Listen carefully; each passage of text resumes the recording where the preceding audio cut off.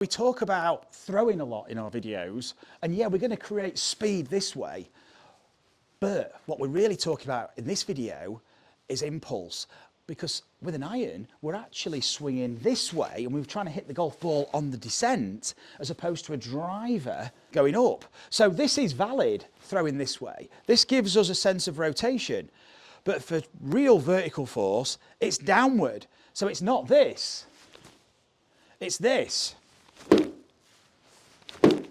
And look at the action of the lower body. There's a flexion extension, very, very quick. It's very dynamic.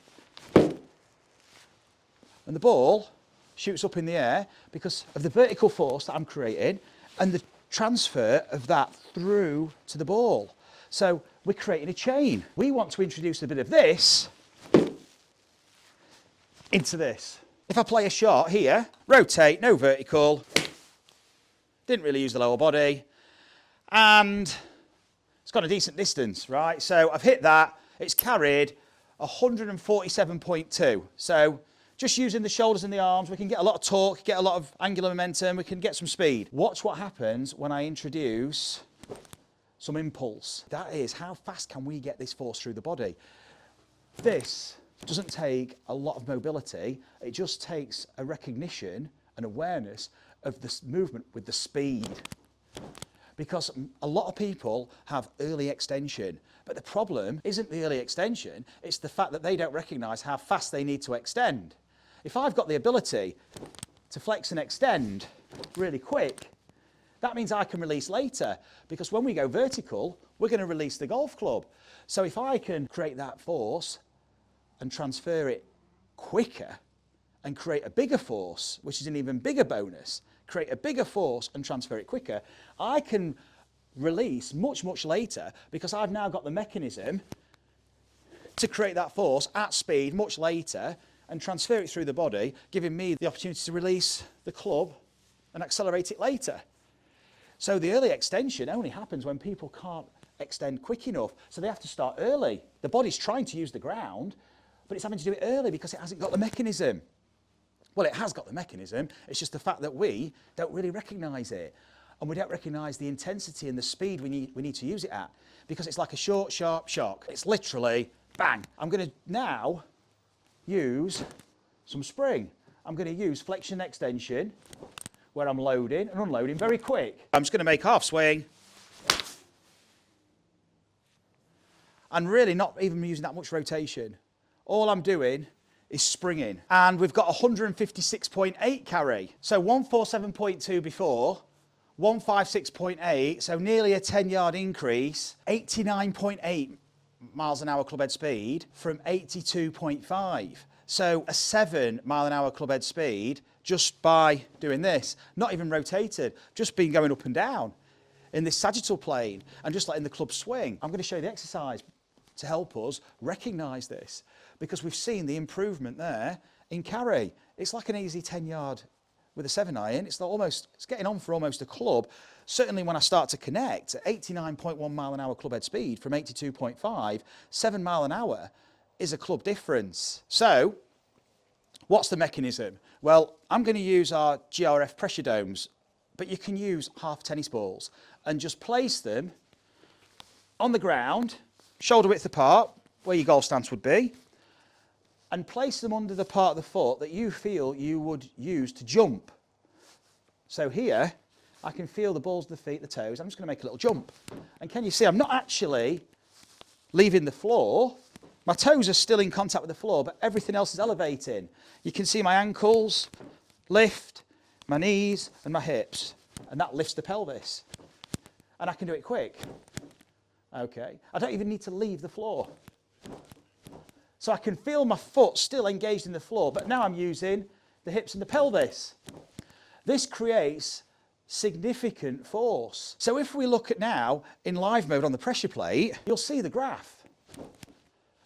This is well over 2,250 newtons of force, and it's very sharp. The profile's up and down. This is a load, unload. This is an opportunity to now transfer it through to the club, because the club would only be back here while you're creating this movement and generating these forces. So now you've got time to transfer it through and amplify that speed. So just essentially feeling a mini jump, but it's a very quick, short, sharp movement. So pushing off those tennis balls and really feeling it through the hip flexors. Here, this is where we want to be feeling that extension, and that now is creating that transfer of force. Of course, what we're going to do is we're going to combine this with rotation.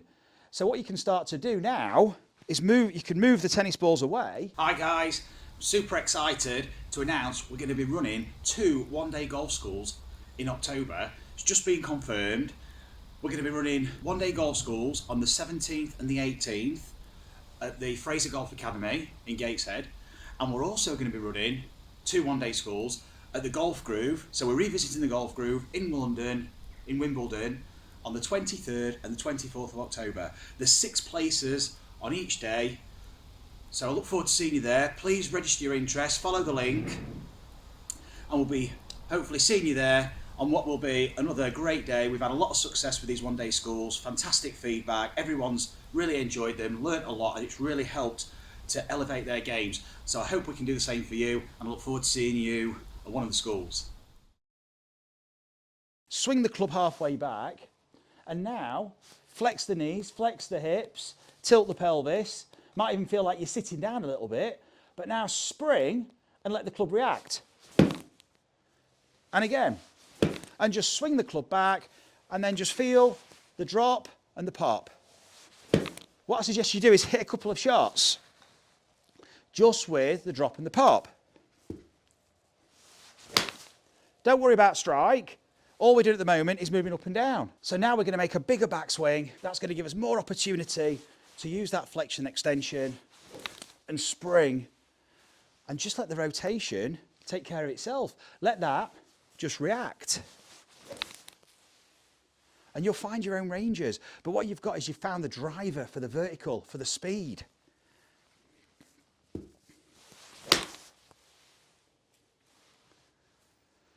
(92.6 mile an hour club head speed, 162.7. So that shot there, ramped it up, bit of a draw, 92.6. We're not only just maintaining what we've created, now we're increasing it because the rotation of the body is actually contributing to the speed that we're creating with the club. So it's a win-win, but we've done it through using vertical. We've done it through using the drop pop. And it doesn't have to be a big movement. If you try making a big jump, you don't go a lot lower down to jump higher. There's an optimal range that you're going to use that's enabling you to tap into that muscle function that you need, i.e. the speed. It's all about force velocity. We need to use these muscles quick. If I go too low, I've got to move back into a functional range to then go again. Whereas if I find that optimal range, we can use it at speed and create bigger forces. Because if you're moving through a range faster, you're creating more force. So don't worry about having to be super flexible. Use the range you've got, but recognise how you can use it and how fast you can use it, when you can use it. And then you're going to see how it basically contributes to the speed of your golf swing. You're going to see the effects. You can really start to let that club go and make that finish. So the drop and the pop create the finish.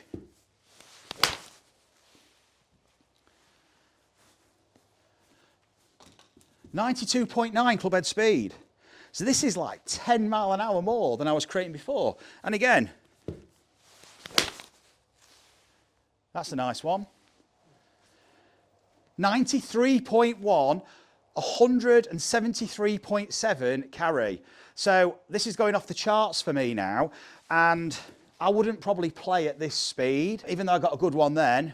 173.7 is not my normal carry. I'd be more comfortable at 160, but this is giving me an option now to dial it down.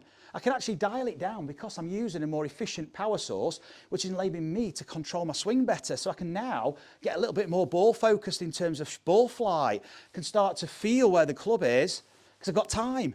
Because the club's releasing so much later, I can feel where it's travelling, and I can actually sense the rotation of the face, I can feel the release, and I can now start to regulate the direction I'm swinging in, and the face closure, so I can start to feel the release for the golf shot I'm trying to play. So I can connect now with the golf shot because it's a much more efficient use of the ground.